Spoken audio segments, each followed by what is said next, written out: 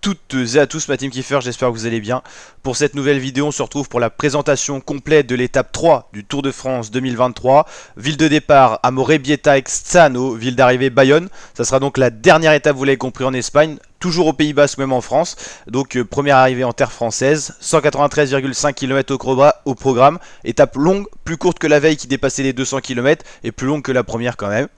Donc ça sera très vallonné dans la première partie. Donc les échappés pourront se donner à cœur joie pour aller prendre et grappiller des points pour le maillot du grimpeur. On aura de la troisième catégorie, de la quatrième catégorie. Vous l'avez compris, troisième catégorie, il y aura quand même plus de points qu'attribués lors des quatrièmes catégories. Donc pas mal de points à aller chercher pour potentiellement changer le maillot à poids qui est pour l'instant sur les épaules de Naisol Poles, qui a été héroïque sur les deux premières étapes. Il a accumulé pas mal de points et puis c'est un très bon grimpeur. Donc lui, ça laisse bien présager parce qu'il n'y a pas beaucoup de points d'attribut, on va dire, sur les étapes de plaine et un petit peu vallonné comme ça. Mais en montagne, lui est capable d'aller défendre ce maillot. Donc c'est vraiment un très beau porteur du maillot à poids.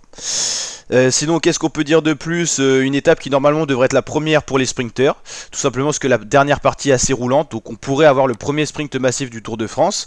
On se situera où demain? Donc on se situera donc toujours dans le nord de l'Espagne, mais la transition là, comme vous pouvez le voir, avec la France, avec Bayonne. Donc retour en territoire français pour ce Tour de France. Donc voilà le petit tracé qui est ici.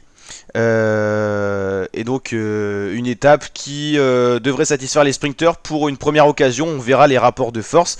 Pour l'instant on a été gâté sur ce Tour de France. On a eu une très belle première étape avec Adam Yates qui a gagné devant Simon. Première victoire française de Victor Lafay dès la deuxième étape. Ça a été un vrai régal. Victor Lafay qui a eu la stratégie de course parfaite. Il a attaqué au bon moment. Il s'est pas fait revoir. Et puis il fallait pas que la ligne d'arrivée soit plus loin. Mais belle victoire de Victor Lafay qui est en plus quatrième au général à la clé. On va justement voir ce général.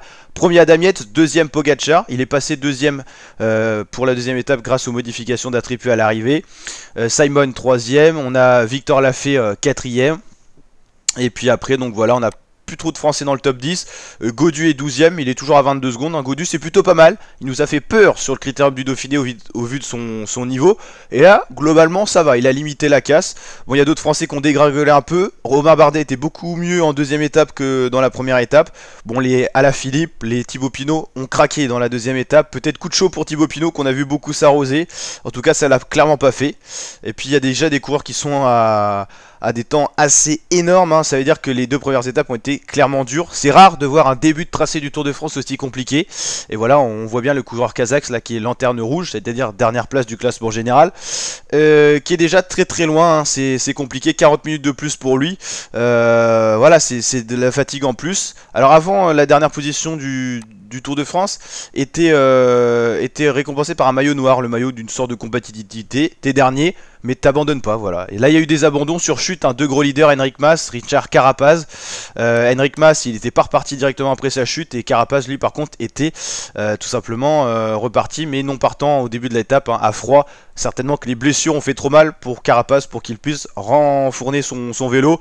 En plus, il avait perdu le général, donc il s'est dit peut-être revoir les objectifs et aller sur le Tour d'Espagne de fin de saison. C'est peut-être plus sage.